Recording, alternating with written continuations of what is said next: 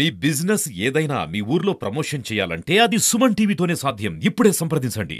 ఏదైతే తిరుమల తిరుపతి దేవస్థానం నిన్న మాజీ ముఖ్యమంత్రి ప్రెస్ మీట్ పెట్టడం 40% ఓట్లున్నాయనేటువంటి ఒక ఇంకా కూడా ప్రజా వ్యతిరేక అభిప్రాయంతో మాట్లాడుతున్నారు.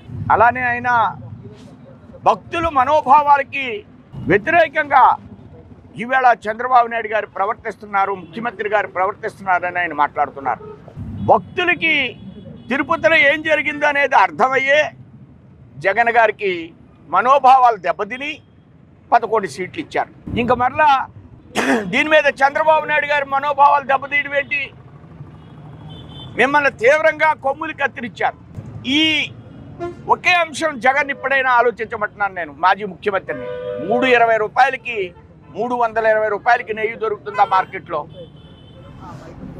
ఇది బేసిక్ పాయింట్, ఈవేళ ఫండమెంటల్ పాయింట్. ఎలా కొంటారు 320 రూపాయలకి?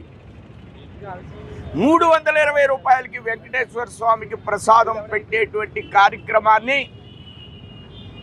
స్వామికి అర్చనలకి ఎక్కువ రేటు కొని భక్తులకు మాత్రం 320 రూపాయలు కొని అవి లడ్డూలు తయారు చేసి విచ్చలవిడిగా బజార్లో మార్కెట్లో అమ్మినట్లుగా అమ్మి ఎన్ని లడ్డూలైనా సరే ఇచ్చేస్తాం అని మనోభావాన్ని దెబ్బతీసినటువంటి వ్యక్తి జగన్ ప్రభుత్వం. దీన్ని కప్పిపుచ్చుకోవడానికి ఇంకా అనేకమైన అంశాలు మాట్లాడుతున్నాడు ఆయన నిన్న ప్రెస్ మీట్లో. నాకు క్యాబినెట్ని చాలా తక్కువ సమయంలో కూర్పు చేయగలను, కానీ టీటీడీ బోర్డుని వేయలేకపోతున్నాను.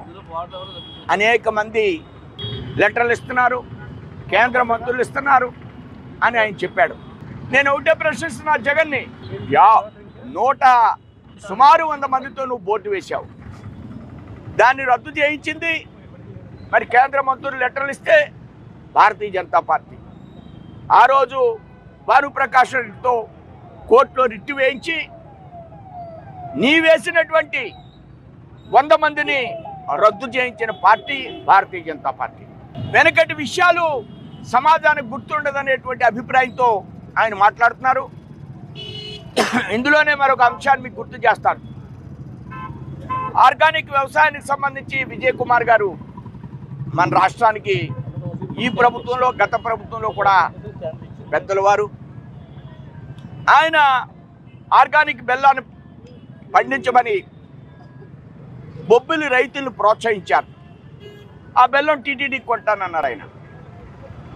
కానీ వాళ్ళు పండించిన తర్వాత బెల్లం తీసుకోని మూలంగా అది పూర్తిగా నీరు గారిపోతుంది అని చెప్తే నేను విజయ్ కుమార్ గారితో మాట్లాడితే చైర్మన్ గారితో మాట్లాడితే ఆ బెల్లం కొనని పరిస్థితి.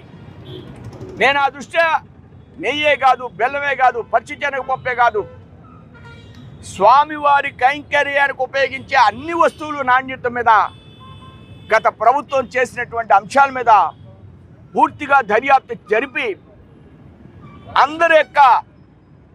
అందరి మీద చర్యలు తీసుకుని భక్తుల మనోభావాలను గౌరవించాలని గౌరవనీయ ముఖ్యమంత్రి చంద్రబాబు నాయుడు గారికి నేను విజ్ఞప్తి చేస్తున్నాను.